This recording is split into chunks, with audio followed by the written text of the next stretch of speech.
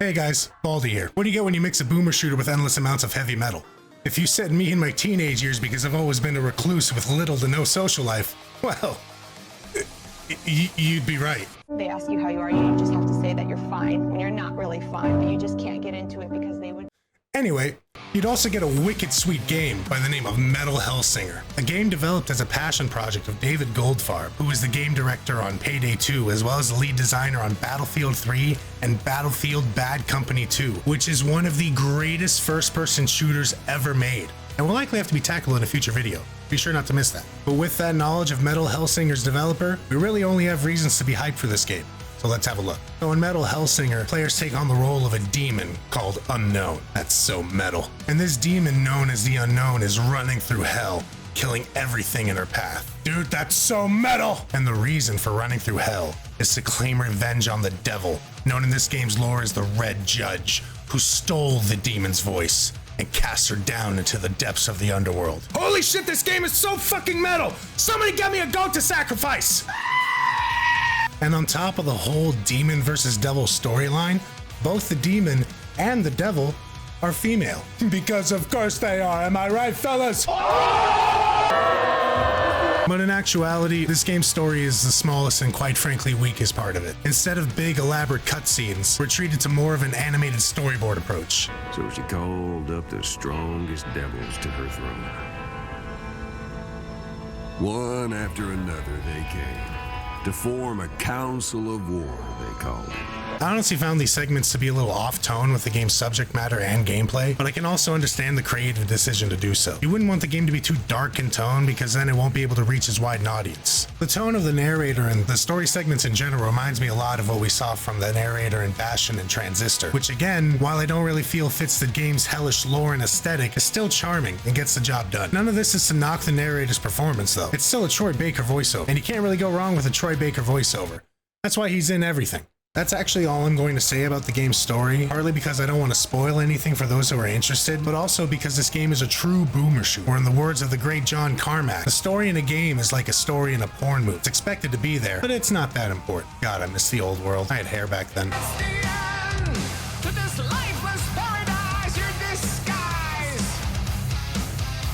And with that said, the primary focus of this game is its rhythm-infused gameplay tied to its epic metal soundtrack.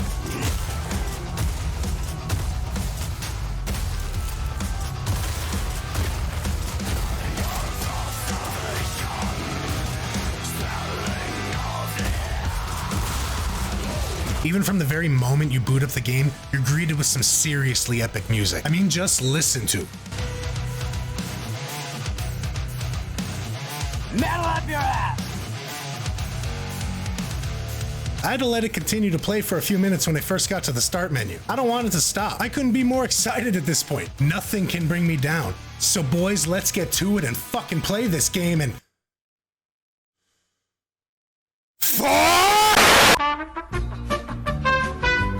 Just a small hiccup if you're playing the game through Game Pass, which is an attractive option at the time of this video's recording and posting. It's important to be economical in today's crumbling world economy. God, I miss the old world. I had money back then. Wait a minute, no I didn't. So the gameplay is like if you took Doom 2016 and you mixed it with the rhythm-based gameplay of Taiko no Tatsujin. What the hell does that mean? You know, because that's a thing that needed to happen. And if that doesn't go and get your nips hard, well, is there really anything that will at this point? I don't think so. When playing the game, you need to keep the timing of your attacks and actions in sync with the beat of the music that is playing in the background. As you continue to land attacks and perform actions like a dash or even an active reload in sync with the beat, you'll build up a rage multiplier at the top of the screen, which will increase damage dealt and points earned, as well as unleash the vocals of the song that's playing when the counter reaches its limit. This encourages the player to stay on beat with the music in order to hear the soundtrack in all of its epic glory, which serves as a reward for performing well.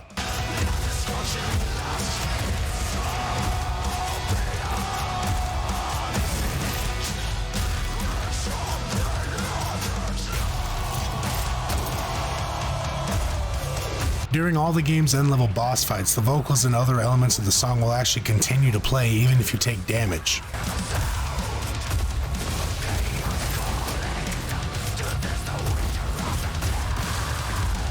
This helps add to the feeling of the level ramping up to its climax, as well as makes the boss fights feel that much more enjoyable. Even if you have good rhythm, staying on beat isn't as easy as it sounds, as enemies will constantly charge at and attack the player. This will cause you to need to master the dash mechanic in order to navigate around enemies and avoid taking damage. If your timing is perfect, you can consistently dash on every beat and move around the maps and enemies much faster because of it. This will also help you keep your multiplier going and avoid losing your combo. Now, when you reload normally, the timing of the reload will often end offbeat with the rhythm of the music, and that adds a layer of difficulty to staying on beat after you perform that regular reload. However, if you perform an active reload where you have to time an additional input during the reload, you'll be able to fire immediately on the next beat.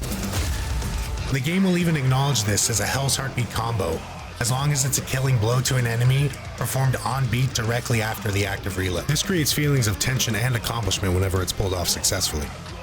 The feelings and moments created from this gameplay are simply awe-inspiring and unique. If you ever played a game with your own music playing somewhere in the background and you felt that little rush of excitement when your attacks happen in sync with the beat of the music, that feeling is what this game feels like from start to finish.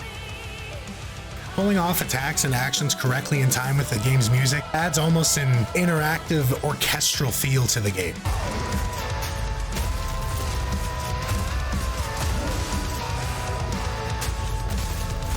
Granted, I know I'm hyping this game up a lot because I'm personally a metalhead and a bald head, so your mileage may vary if heavy metal isn't your favorite genre of music. And with that said, if you just can't stand heavy metal, well then I guess you could always just listen to something like this instead.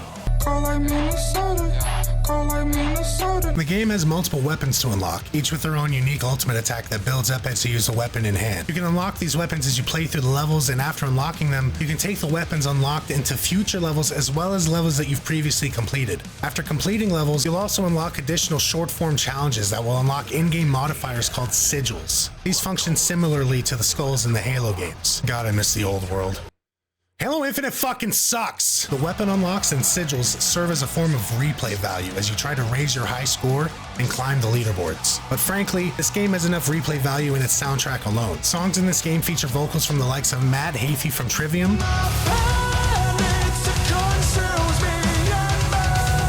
Randy Bly from Lamb of God, and the goat of new metal himself, Serge Tankian from System of a Down. Nothing can stop us now. We'll never cease to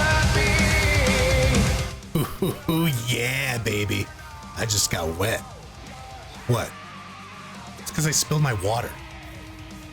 You pervert! Are you a homosexual? On top of all the heavy metal legends that are in this game's epic soundtrack, the game is also full of references for old school metalhead baldy heads like me to enjoy. Salve.